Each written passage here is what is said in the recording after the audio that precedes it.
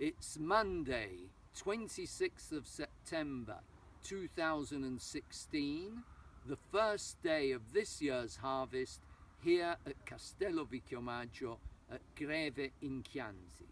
We've started picking our Merlot grapes, which have a shorter growing season than the other varieties, and next week we will begin with the Sangiovese. The weather conditions, as can be seen, are perfect.